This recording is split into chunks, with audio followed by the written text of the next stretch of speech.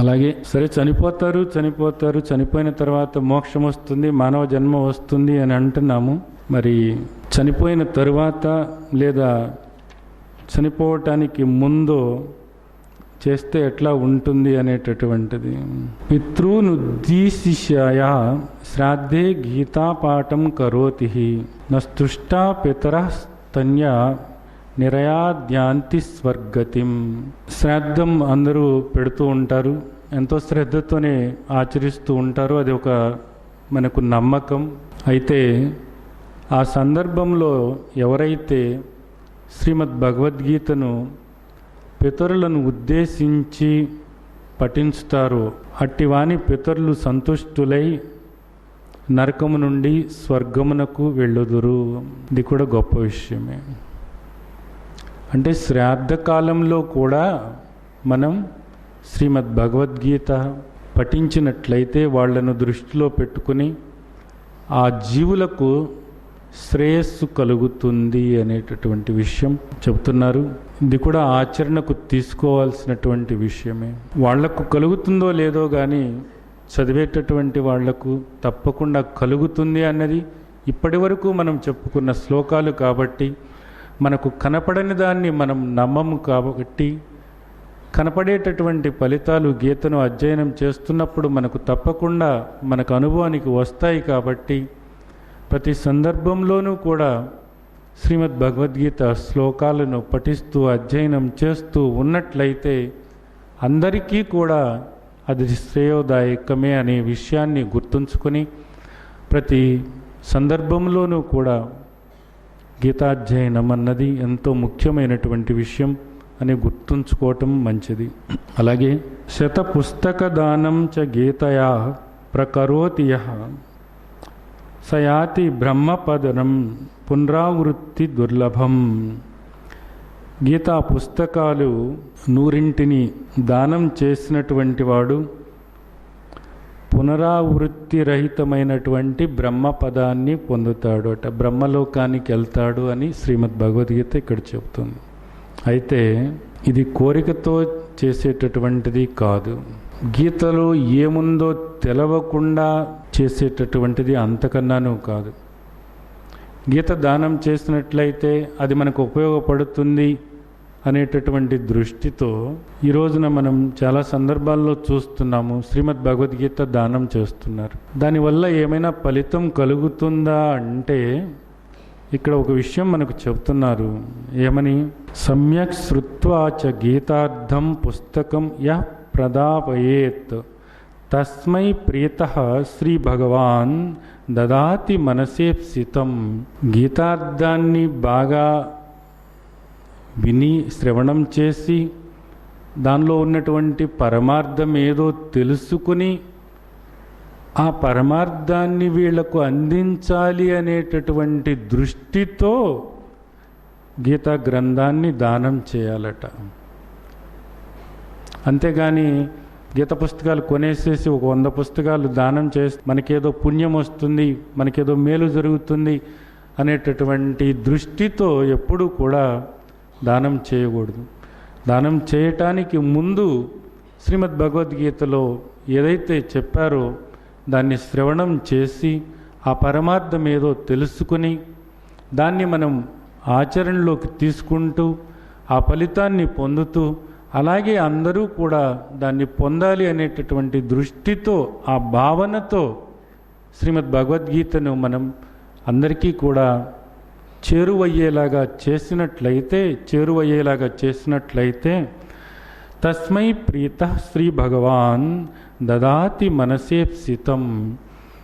వాళ్ళ అభీష్టాన్ని నెరవేరుస్తాడట శ్రీ పరమాత్మ. గొప్ప విషయం ఇది. అలాగే దేహం మానుషమాశ్రిత్య చాతుర్వర్ణేషు భారత న శృణోతి న పఠతి గీతామృత రూపిణీం హస్తాత్యక్తామృతం ప్రాప్తం స నరో విషమశ్నుతే. 4 వర్ణాలు బ్రాహ్మణ, క్షత్రియ, వైశ్య, శూద్ర ఏ వర్ణమైనప్పటికీ కూడా ఈ 4 వర్ణాలలో పుట్టినటువంటి వాళ్ళు ఈ 4టిలోనే పుడతారు. ఈ 4టిలో పుట్టినటువంటి వాళ్ళు మనిషై పుట్టినటువంటి వాడు.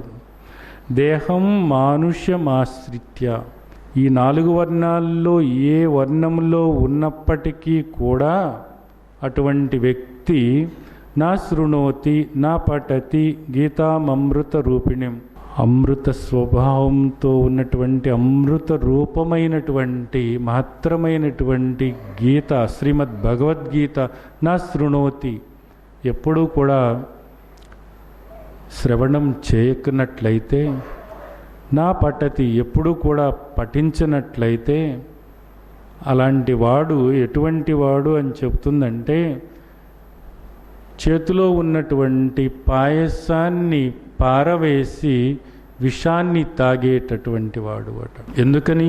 చేతిలో అమృతమే నీకు ఇవ్వబడింది. ఎందుకు అమృతం ఇవ్వబడింది నీకు? మనిషి పుట్టావు. 84 లక్షల జీవరాశుల్లో ఉత్తమోత్తమమైనటువంటి ఈ మానవ జన్మ నీకు ఇవ్వబడింది. ఆ వివేకం నీకు ఇవ్వబడింది. అలాగే మాత్రమైనటువంటి జ్ఞానంతో కూడినటువంటి శ్రీమద్ భగవద్గీత గ్రంథము నీకు ఇవ్వబడింది. అటువంటి మాత్రమైనటువంటి జ్ఞాన సంపద, ఆ సంపద యొక్క వారసత్వాన్ని నీవు గుర్తించకుండా దాన్ని నిర్లక్ష్యం చేసి ఏనాడు కూడా గీతా శ్రవణం చేయకుండా, గీతా సత్సంగాలు వినకుండా, గీత పఠించకుండా, ఏనాడు గీత అధ్యయనం చేయకుండా ఉన్నట్లయితే వివేకంతో కూడి నీకిచ్చినటువంటి ఈ మానవ జన్మ అనేటటువంటి మధుర పాయసాన్ని నీవు, మధురమైనటువంటి ఈ జన్మను నీవు పారవేసుకున్నట్లే విషాన్ని తింటున్నావు. గుర్తుంచుకో. విషం నిన్ను ఎక్కడికి తీసుకెళ్తుంది? మృత్యువు వైపు తీసుకెళ్తుంది. భగవద్గీత నిన్ను ఎక్కడికి తీసుకెళ్తుంది? మధురమైనటువంటి ఈ మాత్రమైనటువంటి శ్రీమద్ భగవద్గీత నిన్ను అమృతత్వం వైపు తీసుకెళ్తుంది. అమృతత్వం వైపు తీసుకెళ్లేటటువంటి శ్రీమద్ భగవద్గీతను నీవు శ్రవణం చేయకుండా, పఠనం చేయకుండా ఉంటే విషం తాగిన వాడితో సమానమే నీవు. మాకు టైం లేదు అంటారు. టైం లేదు, వినటానికి కూడా టైం లేదు. వచ్చి కూర్చున్న తర్వాత కూడా కొంచెం టైం ఉండటానికి టైం లేదు. ఇది మన పరిస్థితి. నీకన్నా పెద్ద పెద్ద పనులు చేసినటువంటి వాళ్ళు, ఎన్నో కార్యక్రమాలను అవలీలగా చక్కదిద్దినటువంటి వాళ్ళు గీత పఠించి ఆ పరమార్థం పొందారు. నీవు చేసేటటువంటి పనులు ఏపాటి పనులు? ఇక్కడ చెబుతున్నారు. గీతామాశ్రిత్య బహవో భూభుజో జనకాదాయః నిర్ధూత కల్మషా లోకే గతాస్తే పరమం పదం. ఎందరో శ్రేష్టమైనటువంటి వాళ్ళు, జనక మహారాజు లాంటి వాళ్ళు మాత్రమైనటువంటి శ్రీమద్ భగవద్గీతను ఆచరించే ఆ పరమపదాన్ని పొందారు. మరి శ్రీమద్ భగవద్గీతను ఆచరించినటువంటి ఆ శ్రేష్ఠులందరూ కూడా ఎంతటి కార్యాలు చేసేటటువంటి వాళ్ళు. ఆయన చక్రవర్తి, ఆయనకు ఎన్ని పనులు ఉంటాయి, ఎన్ని విషయాలు ఆలోచించాల్సి ఉంటుంది. అనుక్షణము కూడా లోక శ్రేయస్సు కోసం పాటుపడుతూ ఆ ప్రజల కోసం ఆలోచించేటటువంటి జనక మహారాజు లాంటి మహామహులు ఎందరో శ్రీమద్ భగవద్గీత ద్వారా మోక్షాన్ని, ఆ పరమ పదాన్ని పొందారు అని మనకిక్కడ చెబుతున్నారు. అలాగే మనం చూసినట్లయితే ఎందరో గొప్ప వ్యక్తులు, ఐన్స్టీన్ దగ్గర నుంచి వినోబా భావే, మహాత్మా గాంధీ, బాలగంగాధర్ తిలక్, ఇలా ఎందరో మహాత్ములు ఎన్నో కార్యక్రమాల్లో తలమునకలై ఉండి శ్రీమద్ భగవద్గీత వ్యాసాలు రాశారు, శ్రీమద్ భగవద్గీత పఠించారు, శ్రీమద్ భగవద్గీత అందరూ చదవాలి అని సందేశాలు ఇచ్చారు. మరి అటువంటిది ఈ రోజున మనం చేస్తున్నటువంటి పనులు ఎంతటివి? మరి మనం చేసేటటువంటి కొద్దిపాటి పనులకే మనకు సమయం చాలటం లేదు అని చెప్తూ ఉంటారు. నిజానికి మన సమయం అంతా ఖాళీ లేనంతగా మనం పనులు చేస్తున్నామా అన్నది రోజు మొత్తంలో మనం చూసినట్లయితే ఎంత సమయాన్ని మనం దుర్వినియోగం చేస్తున్నామో, ఆ దుర్వినియోగం చేసేటటువంటి సమయంలో రోజుకి ఒక్క అర్ధగంట గీతా ఒక్క శ్లోకాన్ని పఠించి దాన్ని అధ్యయనం చేసి దాన్ని ఆచరించటానికి పూనుకున్నట్లయితే కొద్ది రోజుల్లోనే నీవు నిజానికి గీతాధ్యయనం చేసిన వాడివి అవుతావు, గీత ఆచరించేవాడివి అవుతావు. అర్థం చేసుకోవాల్సినటువంటి విషయం. అలాగే ఇక్కడ మనకు అడ్డుపడుతూ ఉంటుంది అహంకారం. యో అభిమానేన గర్వేణ గీతా విందాం కరోతి చ సయాతి నరకం ఘోరం యావదా భూత సంప్లవం. ఎవరు దురభిమానంతో గర్వంతో గీతను నిందిస్తాడో అట్టివాడు ఘోరమైనటువంటి నరకాన్ని అనుభవించుతాడు. అహంకారేణ మూఢాత్మ గీతార్థం నైవ మన్యతే కుంభీపాకేషు వచ్చేత్ యావత్ కల్పక్షయో భవేత్. అహంకారంతో మూర్ఖత్వంతో ఎవడు గీతార్థాన్ని ఆచరింపడో అటువంటి వాడు కల్పక్షయమయ్యేంతవరకు కూడా ఘోరమైనటువంటి నరకాన్ని అనుభవిస్తాడు. గీతార్థం వాస్యమానో యో న శృణోతి సమీపత స శోకర భావాం యోని మనేకమధిగచ్చతి. గీతార్థం వాస్యమానో యో న శృణోతి సమీపత. దగ్గరలో ఎవరైనా గీత వినిపిస్తాము అని చెప్తే నాకు టైం లేదు, నేను వినను అని ఎవరైనా అహంకారంతో మూర్ఖత్వంతో అన్నట్లయితే ఏమవుతుందో తెలుసా? శోకర భవాం. శోకరం అంటే తెలుసా? పంది. శోకర భవాం యోని మనేకా మదిగచ్చి. అనేక సార్లు పంది అయి పుడతాడట, అనేక సార్లు పంది జన్మ ఎత్తాల్సి వస్తుంది. ఎందుకని? నీ ముందుకి ఒక అవకాశం వచ్చింది, శ్రీమద్ భగవద్గీత చదువుకుందాం రా, శ్రీమద్ భగవద్గీత శ్రవణం చేద్దాం, శ్రీమద్ భగవద్గీత సత్సంగం విందాము అని ఎవరైనా అన్నప్పుడు అహంకారంతో మూర్ఖత్వంతో దురభిమానంతో నీవు నా శృణోతి ఆ మాట వినిపించుకోనట్లయితే అనేక సార్లు నీవు పంది జన్మ ఎత్తుతావు. ఎందుకని? పంది ఎప్పుడూ కూడా మురుగుంటలో ఆడపందితో కలిసి ఉండటానికి ఇష్టపడుతూ ఉంటుందట. ఇంకా ఏ విధంగానూ దానికి ఒక పట్టు పరుపు వేసినా కానీ దానికి ఇష్టం లేదు. ఆ మురుగుంటలో మలం భక్షణ చేస్తూ, అశుద్ధమైనటువంటి మలాన్ని భక్షణ చేస్తూ మహా ఆనందంగా గుర్రుమంటూ ఉండటం అన్నది దానికి ఇష్టం అన్నమాట. ఇంద్రియ సుఖమే కానీ ఒక ఆత్మసుఖము అనేటటువంటి ఆలోచన లేదు. కనీసం ఆ మురుగుంట సుఖమే కానీ బాహ్యంగా వచ్చి ఒక పరుపు మీద పడుకోబెట్టినా కానీ అది నిలవదట.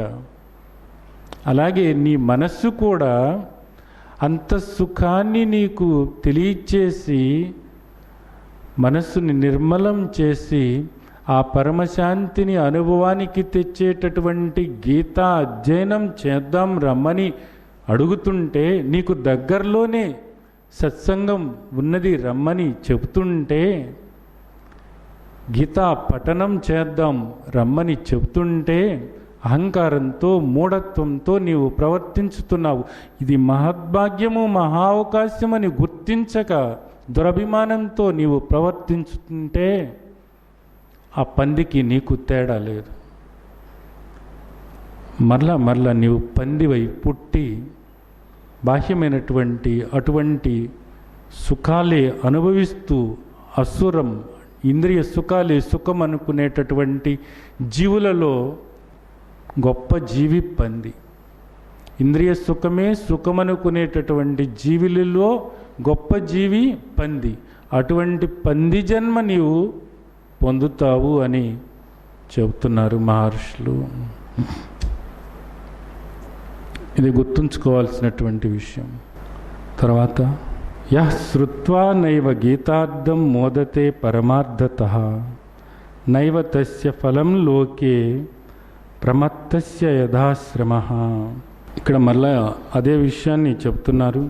గీతార్థము విని ఆ పరమార్థాన్ని వంట పట్టించుకోనటువంటి వాడు, గీతలో ఉన్నటువంటి మర్మమేదో విని కూడా ఆ మర్మాన్ని ఆ పరమార్థాన్ని వంట పట్టించుకోకుండా ఉన్నటువంటి వాడు చేసినటువంటి శ్రవణము ఏ ఫలితము కూడా ఇవ్వదు. ఏ ఫలితము కూడా ఇవ్వదు. వాడు చేసినటువంటిది ఆ పని ఎటువంటి పని అంటే పిచ్చివాడు చేసే పని లాంటిదే అట. పిచ్చివాడి చేష్టలకి ఏ అర్థము ఉండదు, ఏ ఉపయోగము ఉండదు. అలాగే గీతార్థాన్ని తెలుసుకుని దాన్ని ఆచరించినప్పుడు మాత్రమే సత్ఫలితాలని పొందుతారు అన్నది మనకి ఇక్కడ అర్థమవుతుంది. సత్ఫలితాలను పొందుతారు అన్నది ఇక్కడ మనకు అర్థమవుతుంది. లేనప్పుడు ఇదంతా కూడా పిచ్చి వాళ్ళ పనిలాగా ఉంటుందన్నమాట. పిచ్చి వాళ్ళలాగా మారకూడదు. ఆ పరమార్థం ఏదో గ్రహించి ఆ పరమార్థాన్ని ఆచరించడానికి నిరంతర అభ్యాసం చేస్తూ ఉండాలి. ఇది మనకు గీత అందిస్తున్నటువంటి మహత్తరమైనటువంటి సందేశం. అలాగే శ్రుత్వా గీతామర్థయుక్తాం మహాత్మ్యం యః శృణోతి చ తస్య పుణ్యఫలం లోకే భవే సర్వసుఖావహం. ఎవరైతే గీత అర్థాన్ని పరమార్థాన్ని తెలుసుకుని ఆచరిస్తూ ఈ గీతా మహత్యాన్ని కూడా అర్థం చేసుకుంటూ ఉంటాడో అతని పుణ్యఫలం వల్ల లోకంలో అందరూ కూడా సుఖశాంతులను పొందుతారట. లోకా సమస్త సుఖినో భవంతు. లోకంలో అందరూ సుఖంగా శాంతిగా ఉండాలని మనం కోరుకుంటున్నాం. లోకంలో అందరూ సుఖశాంతులతో ఉండాలి అని అనుకున్నప్పుడు అందరూ సుఖమైన జీవితం, సమృద్ధికరమైనటువంటి జీవితాన్ని జీవించాలి అనుకున్నప్పుడు మనం చేయాల్సినటువంటిది గీతార్థాన్ని మనం తెలుసుకుని ఆ పరమార్థాన్ని ఆచరిస్తూ గీతా మహత్యాన్ని గుర్తు చేసుకుంటూ గీతార్థ ప్రకారంగా మన జీవితాన్ని జీవిస్తూ ఉన్నట్లయితే మన వల్ల మన చుట్టూతా ఉన్నటువంటి వాళ్ళు సుఖ సంతోషాలు పొందుతారట, సుఖశాంతులు పొందుతారట. కాబట్టి అందరి కర్తవ్యము ఇది. మహర్షులు చేసినటువంటి ఆ శ్రవణ పఠనాలు నిజానికి లోకానికి ఎంత శ్రేయస్సో ఇప్పుడు ఆలోచించండి. అలాగే అందరూ మహర్షులు అవ్వచ్చు, అందరూ మహాత్ములు అవ్వచ్చు. శ్రీమద్ భగవద్గీతలో ఏమున్నదో తెలుసుకుని ఆ జ్ఞానాన్ని ఆచరిస్తూ అభ్యాసం చేస్తూ ఉన్నట్లయితే మనం సుఖశాంతులతో ఉండటమే కాకుండా మన చుట్టూ ఉన్న ప్రతి ఒక్కరికి కూడా ఆ సుఖాన్ని, శాంతిని పంచిన వాళ్ళం అవుతాం. కాబట్టి అందరూ కూడా ఆ విధమైన దృష్టి ఏర్పరచుకోవాలి అనేటటువంటిది శ్రీమద్ భగవద్గీత మనకు ఇక్కడ తెలియచేస్తూ ఉన్నది. అలాగే భవగ్ని మర్మయోగ విద్యాలయం, భవగ్ని అనేటటువంటి పేరు ఎక్కడి నుండి వచ్చింది? ఇది ఇక్కడి నుండి వచ్చింది. శ్రీమద్ భగవద్గీతకు ఉన్నటువంటి 18 నామాలు. ఈ 18 నామాలలో 13వ నామం భవగ్ని.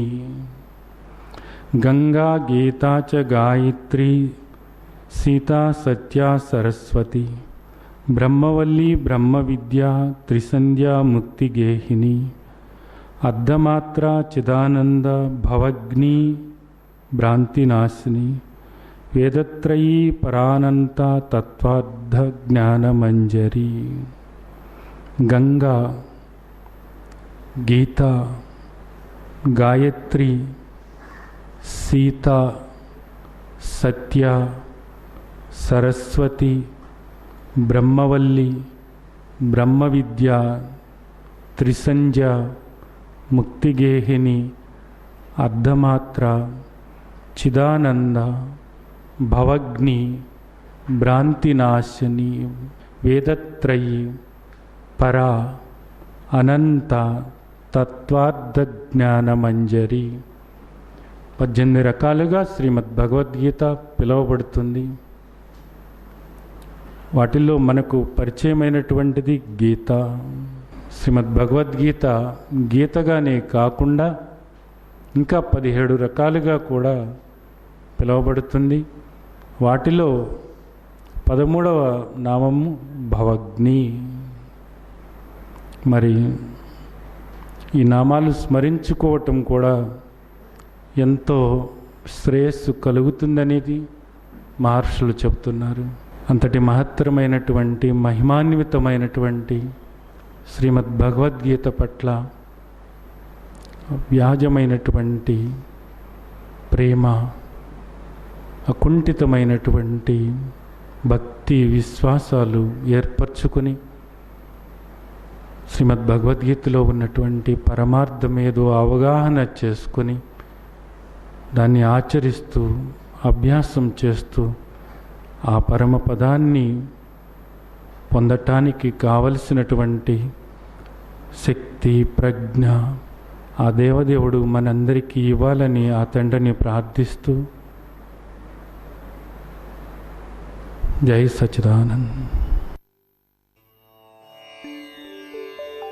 లోకా సమస్తా సుఖినో భవంతు. లోకా సమస్తా సుఖినో భవంతు. లోకా సమస్తా సుఖినో